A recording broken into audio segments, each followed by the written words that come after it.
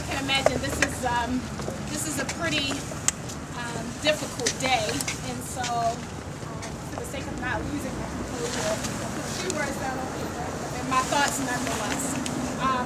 So as Steve said, today we are gathering to commemorate the death of Isaiah Simmons III. Exactly 1 year ago, 17-year-old Isaiah suffered a brutal death during a prolonged restraint by 7 counselors at Bowling Brook Preparatory School here in Carroll County, Maryland.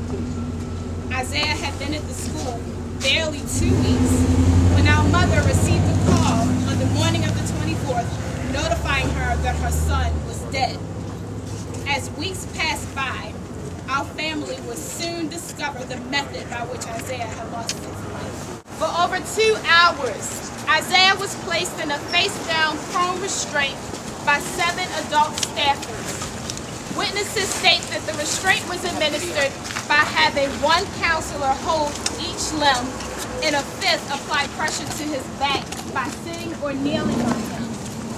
The excessive weight that was applied to Isaiah's back, neck, and torso over an extensive period of time rendered Isaiah unable to breathe.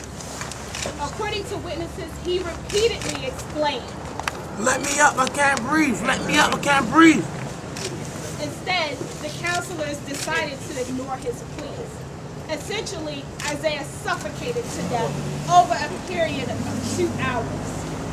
They responded, instead of taking heed to his cries, they responded with comments like, "If you can talk, you can breathe." But the counselors still refused to let Isaiah out of the restraint. As Isaiah struggled for oxygen, the counselor took this as a sign of resistance and applied even more force. Eventually, Isaiah urinated on himself and was made to lie face down in his urine until he lost consciousness. After the counselors realized that Isaiah had become non-responsive, they picked him up and threw his limp body in the cold snow.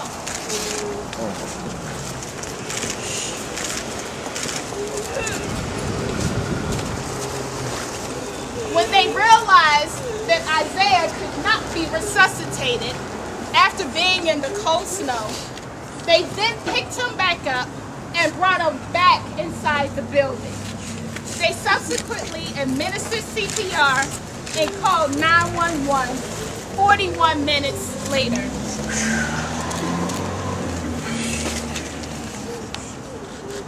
Much has taken place in the year following Isaiah's death. On a personal level, the lives of my family and I have been forever changed. Maintaining productivity at school and work has been challenging, as has efforts to restore a sense of normalcy to the lives we now lead. Most recently, we attempted to celebrate Thanksgiving, Christmas, and New Year's without thinking about the absence of our loved one and the inhumane death he suffered.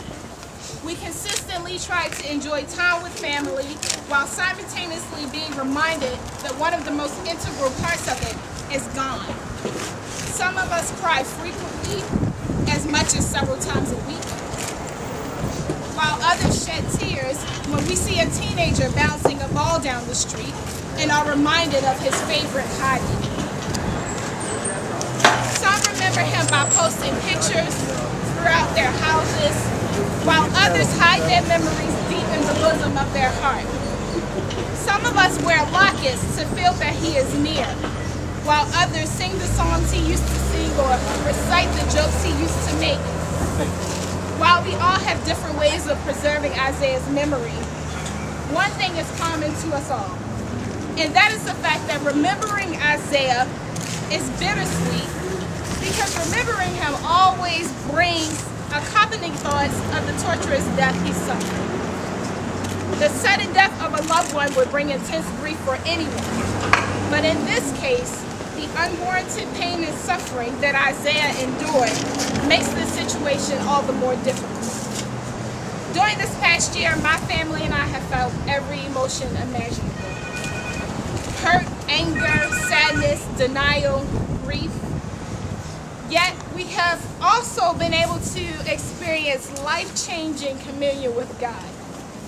Communion union that has enabled us to experience an extraordinary process of healing and to be enlightened to God's purpose in this most painful and tragic incident. On an institutional level, many changes have taken place as well. Bowling Brook, the school where Isaiah resided, closed in the months following his death. Governor O'Malley approved millions of dollars for juvenile justice reform, and child and youth advocates across the state of Maryland have continued to push for reforms that seek to enhance the quality of life for our young people. Yet the record of measures that have been taken to achieve justice for Isaiah in this particular case has been far less impressive. In March of 2007, Isaiah's death was ruled a homicide by the medical examiner. Yet to date, those responsible for his death have only been charged with reckless endangerment, a misdemeanor. Essentially, those responsible for Isaiah's death are being charged for failing to make a phone call in a timely manner.